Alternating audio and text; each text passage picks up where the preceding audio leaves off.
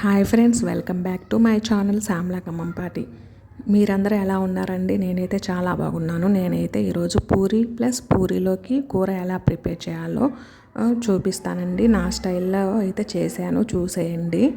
ఇప్పుడైతే కూర కోసం అని చెప్పేసి ఒక పెద్ద సైజు బంగాళదుంప, ఒక క్యారెట్, పచ్చిమిర్చి అయితే కట్ చేసేసి పెట్టేసుకున్నాను. ఇప్పుడైతే స్టవ్ ఆన్ చేసుకొని గిన్నె పెట్టేసుకున్నాను. అందులో ఆయిల్ వేసేసుకొని తాలింపు దినుసులు అయితే వేసేసాను. ఎండుమిర్చి అయితే కట్ చేసి వేసేసుకున్నాను. కరివేపాకు వేసేసాను. తాలింపు వేగిపోయిందండి. ఇందులో పచ్చిమిర్చి కట్ చేసి పెట్టుకున్న పచ్చిమిర్చి వేసేస్తున్నాను. పచ్చిమిర్చి వేగాక మీ కారానికి తగినట్టుగా పచ్చిమిర్చి వేసేసుకోండి. అలాగే ఇక్కడైతే కట్ చేసి పెట్టుకున్న క్యారెట్ వేసేసాను. పూరీ కూరలోకి కొంతమంది కారం వేస్తారండి. కారం వేయకూడదు, పచ్చిమిర్చి వేస్తేనే టేస్ట్ బాగుంటుంది. ఇప్పుడైతే బంగాళదుంప అయితే వేసేసాను. బంగాళదుంప ముక్కల్ని అయితే వేసేసాను. కలిపేసుకొని వీటిని ఒక 5 నిమిషాల పాటు మూత పెట్టి మగ్గించుకోవాలి. ఇప్పుడైతే ఆనియన్స్, టమాటో కట్ చేసేసి పెట్టేసుకున్నాను. అవి వేసేస్తున్నాను ఇందులో.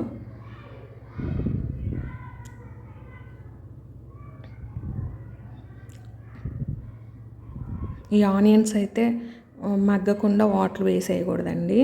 మగ్గకపోతే టైం చాలా పడుతుంది, తొందరగా ఉడకవు వాటర్ వేసేస్తే. అందుకని ఆనియన్స్ కూడా మగ్గించుకోవాలి.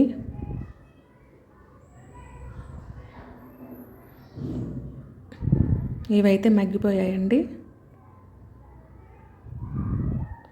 ఇప్పుడు ఇందులోకి కొంచెం పసుపు వేసేసుకుంటున్నాను.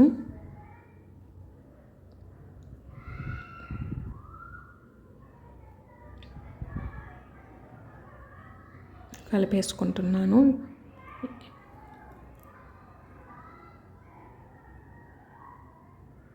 ఇప్పుడైతే రుచికి తగినంతగా ఉప్పు అయితే వేసేస్తున్నాను. పూరీ కూరలోకి ఉప్పు కొంచెం తక్కువగా పడుతుంది, చూసి వేసుకోండి తెలియని వాళ్ళైతే. ఇప్పుడైతే వాటర్ వేసేసుకుంటున్నాను. వాటర్ వేసేసి మూత పెట్టి ఉడికించుకోవాలి. ఇప్పుడైతే ఉడికిపోయాయండి. నేనైతే ముందుగా శనగపిండిలో వాటర్ వేసేసి కలిపేసి పెట్టేసుకున్నాను. ఇప్పుడు ఆ శనగపిండి వాటర్ని అయితే పోసేసుకొని కలిపేసుకుంటున్నాను.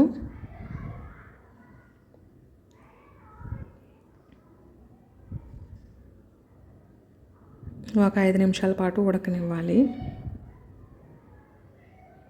అడుగంటుతూ ఉంటుందండి, చూసుకొని. శనగపిండి వేసాం కదా.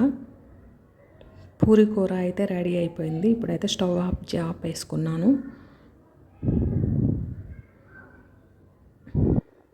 ఇప్పుడైతే గిన్నెలో తీసేసుకుంటున్నాను.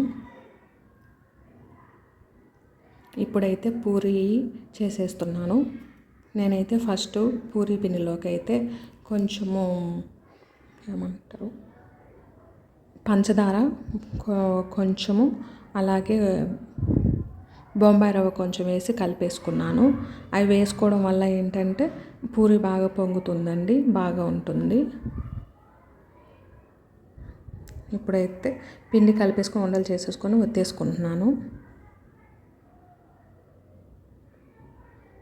పూరి సాగదీయడం అయితే అయిపోయిందండి. ఇప్పుడైతే స్టవ్ వెలిగించేసుకొని ఆయిల్ పెట్టేసుకున్నాను. ఆయిల్ అయితే హీట్ అయిందండి.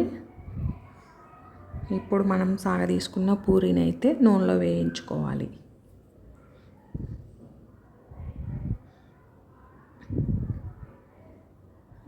చాలా బాగా పొంగాయండి.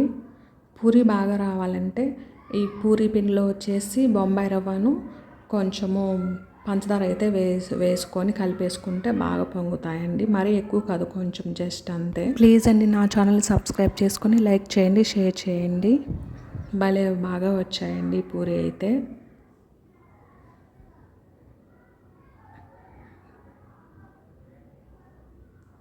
ఇప్పుడైతే ప్లేట్లో పెట్టేసుకొని తినేస్తున్నాను. చాలా టేస్టీగా ఉన్నాయండి పూరీ.